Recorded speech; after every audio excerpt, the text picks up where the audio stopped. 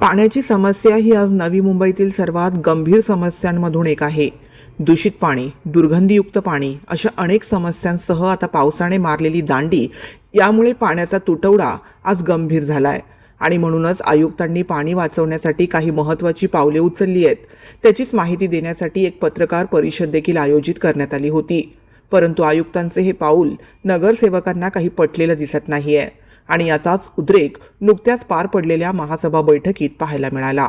ज्येष्ठ नगरसेविका नेत्रा शिर्के यांनी आयुक्तांनी स्वतःची पब्लिसिटी करण्यासाठी हे पाऊल उचलण्यात आल्याचं सांगत आयुक्तांनी कोणतीही माहिती नगरसेवकांना द्यावी व नगरसेवक ती माहिती जनतेपर्यंत पोहोचवतील असे स्पष्ट सांगितले. नेत्रा शिर्के यांच्या या युक्तिवादावरून आयुक्तांच्या या पावलामुळे कुठेतरी नगरसेवकांचे महत्त्व कमी होत आहे का असा प्रश्न उपस्थित होतोय. दर्शकांना सांगू इच्छितो की अनेक नागरिकांनी असा आरोप केलाय की अनेक वेळा महापौर सुजाता पाटील यांच्याकडे तक्रार करून देखील त्यांच्या समस्यांचे समाधान होत नाहीये. म्हणूनच त्यांना दाद मागण्यासाठी आयुक्तांच्या दालनात जावे लागते.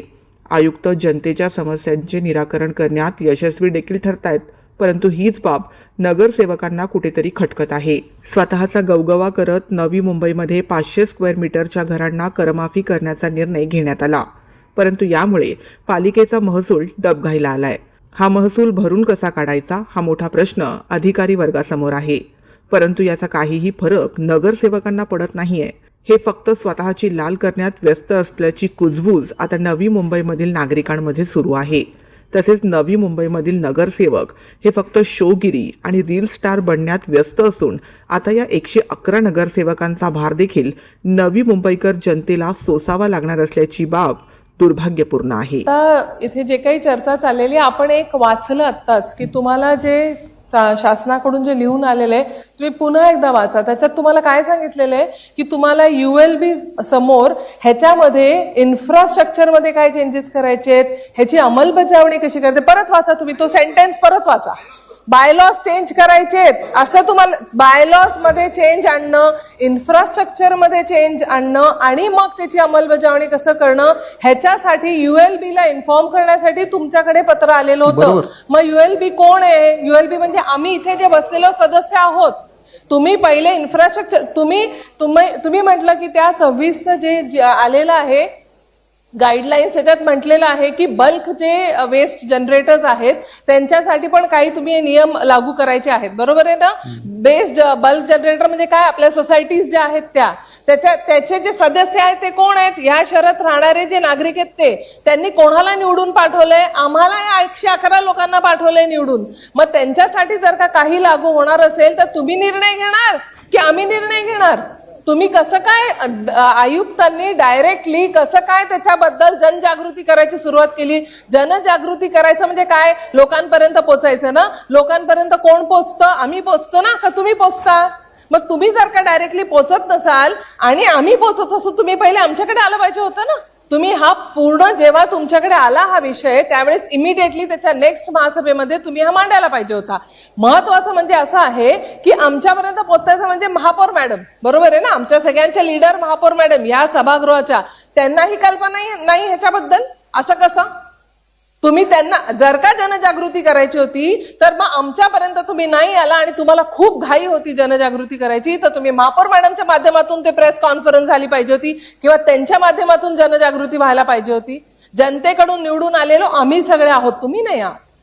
तुम्ही आमचे अधिकार का घेताय प्रत्येक वेळेस?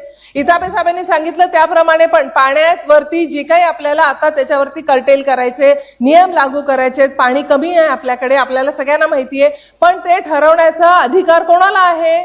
आम्हाला आहे. आणि जर का महासभा आपण लावू शकत नव्हतो मे महिन्यामध्ये मग तो अधिकार कोणाकडे होता? आमच्या माध्यमातून महापौर मॅडमकडे होता. मग ते पीठासीन अधिकारी होत्या, मग त्यांच्याकडे गेला पाहिजे होता विषय. त्यांनी मीटिंग्स घेतल्या पाण्याच्या संदर्भात, त्यांनी सगळ्या प्रत्येक नोडमध्ये गेले, ते सगळ्या आम्हाला नगरसेवकांना बोलवलं, मीटिंग लावल्या, तिथे अधिकाऱ्यांना बोलवलं, प्रत्येक ठिकाणी पाण्याचे सॅम्पल घेतले, त्यांनी चेकिंग करायला दिलं, सॅम्पल चेकिंगचे रिपोर्ट आम्हाला दिले, महापौर मॅडमला तुम्ही दिले, त्यांच्या माध्यमातून आमच्यापर्यंत आले नाही आले? डायरेक्टली आयुक्तांनी प्रेस कॉन्फरन्स घेतली पाण्याविषयी. महापौर मॅडमनी जेव्हा 10 दिवस याच्यावर काम केलेलं होतं तर प्रेस कॉन्फरन्स घेण्याचा अधिकार कोणाचा होता? त्यांचा होता. आयुक्तांनी आयुक्तांना कोणी अधिकार दिला प्रेस कॉन्फरन्स घेऊन पाण्याच्या विषयावर बोलायचा? आम्ही सगळ्यांनी पाण्याचा विषयाचे मुद्दे मांडलेले, आम्ही महापौर मॅडमकडे कंप्लेंट घेऊन गेलेलो, म्हणून महापौर मॅडमनी 10 दिवस त्याच्यावर काम केलं. प्रत्येक एसटीपीला व्हिजिट दिली, प्रत्येक आपल्या वॉर्ड ऑफिसला व्हिजिट दिली, तिकडे सगळ्या नागरिकांना बोलवलं, आम्ही कंप्लेंट्स नागरिकांच्या तिथे घेऊन गेलो, आम्ही सॅम्पल घेऊन गेलो आणि त्याच्यावरती काहीही चर्चा न करता, आम्हाला रिपोर्ट न देता डायरेक्टली आयुक्त प्रेस कॉन्फरन्स घेतात. त्यांना अधिकार कोणी दिले? हे जर का आम्हाला ज्यांनी निवडून दिले ना, जेव्हा त्यांचे प्रश्न जेव्हा आम्ही तुमच्या समोर आणतो किंवा महापौर मॅडमच्या समोर आणतो, तेव्हा उत्तर महापौर मॅडम आम्हाला देतील आणि आम्ही उत्तर आमच्या ज्या शहरामधले राहणारे नागरिक आहे त्यांना देऊ. आयुक्तांना काही अधिकार नाहीये.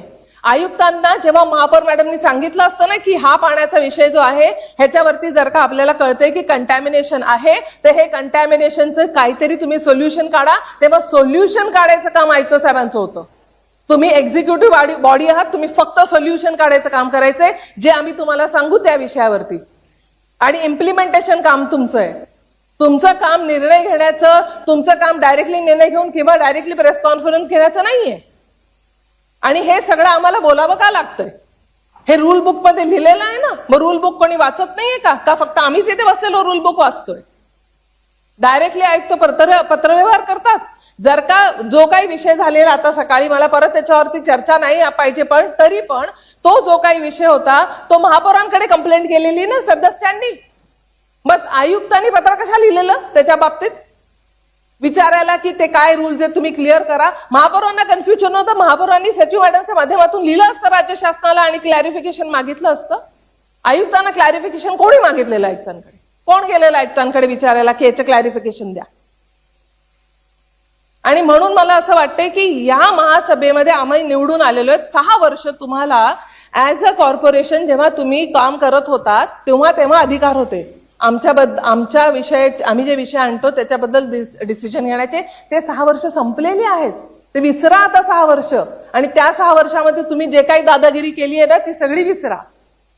आता महानगरपालिका म्हणजे आम्ही आहोत आणि आमचे लीडर आहेत इथे बसलेल्या महापौर मॅडम. आम्ही जे बोलू शकत नाही ते त्या बोलतील, तुम्ही नाही बोलायचंय. आणि म्हणून ही क्लॅरिटी येणं फार गरजेचं आहे की अधिकार महासभेचा आहे, आम्ही इथे निवडून आलेलो सदस्यांचा आहे, तुमचा नाहीये कुठल्याही विषयी निर्णय घ्यायचा. आणि पाण्याविषयी पण जर का तुम्ही कोणाला पेनल्टी लावणार असाल, अरे तुम्ही कोण पेनल्टी लावणार आहे? महासभेने घेतलाय का तो निर्णय पेनल्टी लावायचा? कुठल्या नियमानुसार? आणि तुम्ही का प्रेस कॉन्फरन्स घेऊन प्रत्येक वेळेस इकडे तिकडे काय काय बोलताय? गरज काय? जे काही महानगरपालिकेबद्दल जे काही बोलायचं असेल ते माननीय महापौर महोदयाच बोलणार, बाकी कोणी बोलणार नाही. आणि हा रूल आहे. आयुक्तांचा अधिकारच नाहीये. आम्ही तुम्हाला जे काम सांगणार ते तुम्ही करायचंय, तेवढाच तुमचा अधिकार आहे. तुमचा दुसरा त्याच्या पलीकडे तुमचा काही अधिकार नाहीये. जनतेपर्यंत जाण्याचा अधिकार आमचा आहे, तुमचा नाहीये. तुम्हाला जनतेपर्यंत जाण्याची काही गरज नाही. आणि तुम्ही कसले प्रेसवाल्यांना बोलून स्वतःची पब्लिसिटी करताय? तुमची पब्लिसिटी तुम्हाला पब्लिसिटी करण्यासाठी तुम्ही आलाय का इथे, का काम करण्यासाठी आलेला आहे? तुम्ही फक्त, आणि तुम्हाला म्हणजे तुम्ही स्वतः काय काम करताय हे तुम्ही आम्हाला दाखवायचंय की आम्ही तुम्ही सांगितल्याप्रमाणे ही कामं करतोय.